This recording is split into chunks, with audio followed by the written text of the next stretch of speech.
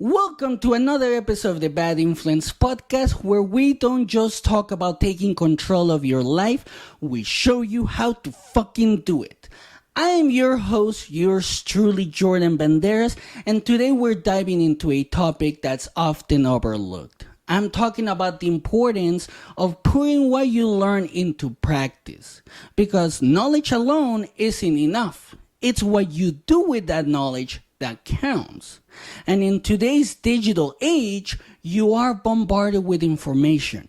Everywhere you look, there's a new book, a new course, or a new podcast like this one offering life-changing advice. The problem is you consume all this information, but rarely put it into practice. You have become collectors of knowledge rather than doers. And this is bad for you because this is creating a gap between where you are right now and where you want to be. I'm not talking about where you want to be tomorrow. I'm talking about the next 6 months, the next year, the next 5 years, the next 10 years. It's actually holding you back from starting something that might take you to your promised land in the future. The problem with you collecting all this knowledge is that you get to the point of having what psychologists call analysis paralysis, which means that you know what you need to do. You do know. But you are so overwhelmed by the options and steps required to get there that you don't know where to start. You read about different diets, different exercise routines, different business strategies, different life-changing advice, but you don't know where to start because you're not sure which one is best. You don't know what step you should take first, even though you have all this knowledge in your head. I see this all the time. People are like, I don't know how to start. I don't know where to start. I have all this information, but it's just too much. It used to happen to me. So let me tell you a story about a friend of mine, Alex. Alex was obsessed with self-improvement. He read every book on productivity, attended countless seminars, and listened to motivational podcasts fucking religiously. He will call me every day. He's like, hey, I read this book. You need to read it. Hey, I follow this guru. You need to follow him. I listen to this podcast. You need to listen to it because guess what? It's going to change your life. And despite all this, he felt stuck. One day, we had a heart-to-heart. Because he had spent over 10 grand going to a seminar and nothing had changed months later.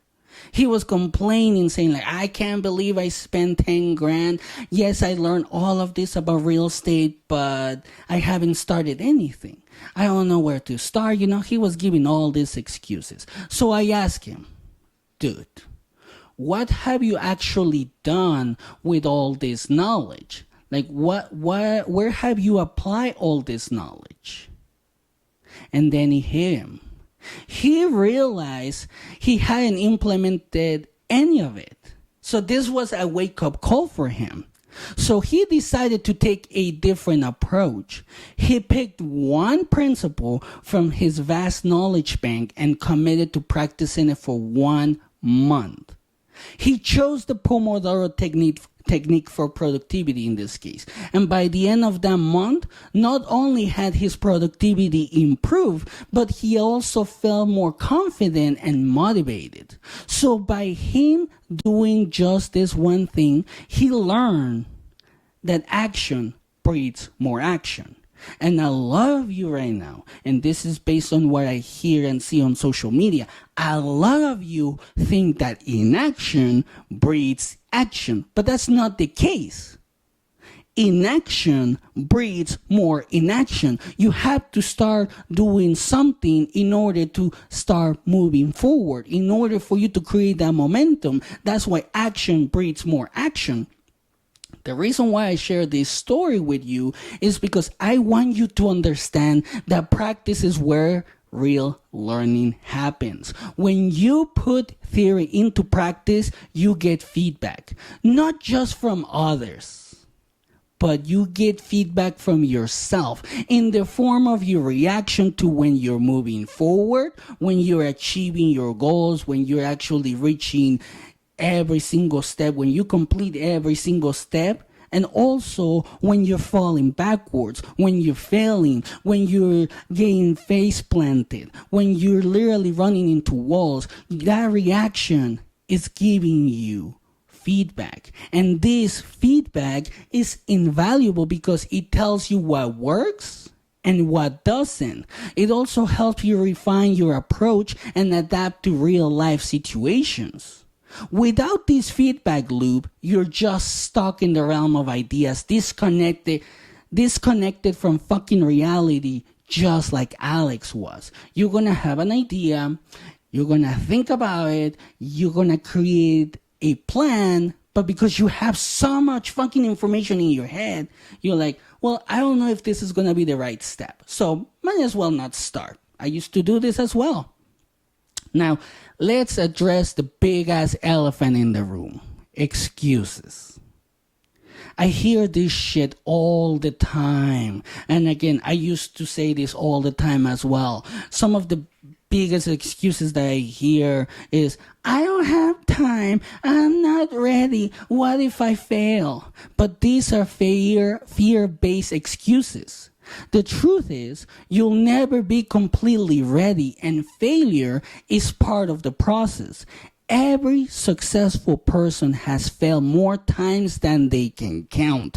The fucking key to overcome this fear is to learn from these failures and keep moving forward no matter how bad it hurts when you face plant, no matter how hard it hits you in the face, in the nose, your nose is broken and bleeding. It doesn't fucking matter. Keep moving forward. Learn from that punch that you just took.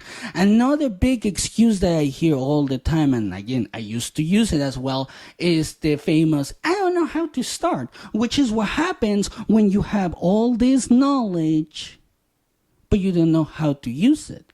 Well, my advice to you is start small. There's nothing wrong with starting small. Just pick one thing you've learned and commit to practicing it for a week. It could be a new habit, it could be a new productivity technique, or a new way of thinking. The goal is to take action, no matter how fucking small. Because consistency is more important than intensity.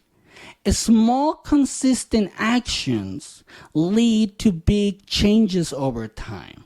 This is something that I learned not too long ago. That's why I always take small, consistent steps, small, consistent actions, because it does lead to big changes over time.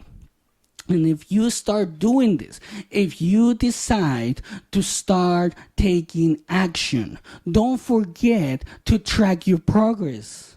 Keep a journal or use an app to record what you're doing and the results you're seeing. This not only keeps you accountable, but also helps you see how far you've come. Because seeing progress is incredibly motivating and encourages you to keep going.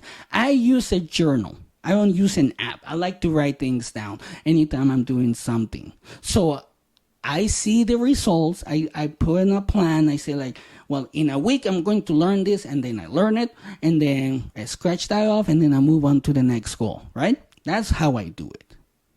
Also, don't be afraid to share your journey with others, whether it's through social media, a blog, or just talking to friends. Sharing your progress creates a sense of accountability and community. It also inspires others to take action, because you never know who might be motivated by your story. Someone might say, fuck it. If he or she can do it, then I can do it too. And then they're going to start taking action. They're going to start taking control of their lives. And then they're going to be like, well, I saw this person do it, and that inspired me. And that's also going to make you feel good, because it's going to show you that you're doing something that it's inspiring others to take action. Another thing that you need to do in this journey is to take your time to reflect. This is something that I do.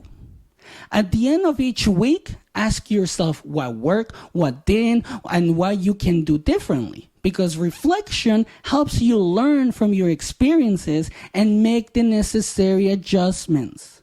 It's a crucial part of the learning process. You have to adjust. You have to literally look back and see if that step worked or it didn't. If it didn't work, then get rid of that information and then come up with better information that's going to help you on your next step.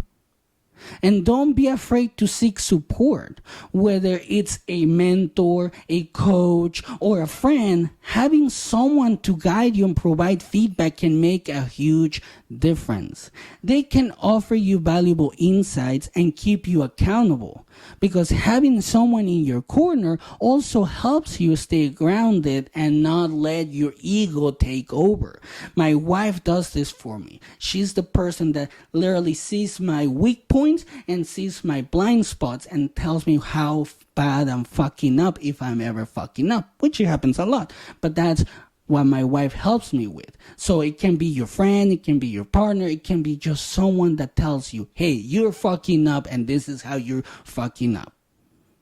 So if you decide to take action, you must embrace failure as a learning opportunity. Every setback, no matter how big it is a chance to grow and improve. Instead of seeing failure as the end, like a lot of you see it as a stepping stone for success.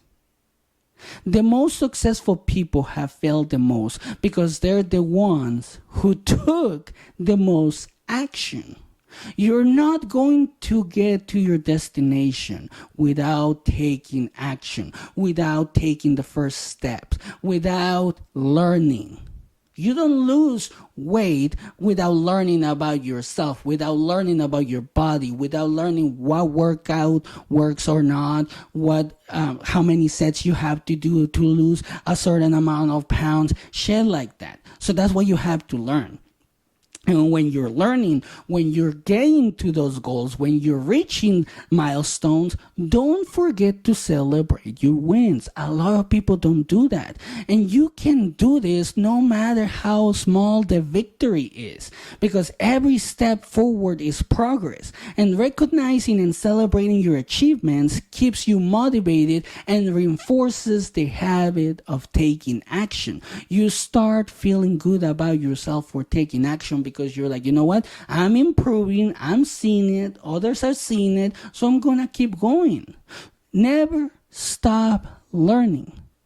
This is another thing that you have to understand. Never stop learning, but always remember to balance learning with action.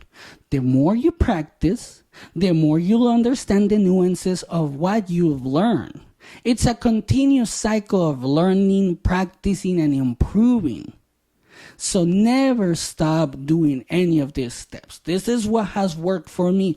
Again, you can try this. If it doesn't work for you, tweak it. Make it your own. But take action. You have this vast amount of knowledge. You read the books, you have the knowledge, you listen to the podcast. Some of you have paid coaches.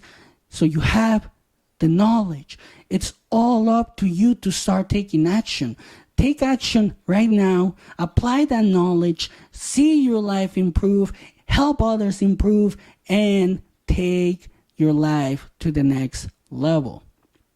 So there you have it. Life isn't about learning. It's about putting what you learn into practice. Don't get stuck in the cycle of consumption. Take action, however small, and start turning your knowledge into real life results. Remember, you have the power to change your life, but it starts with action.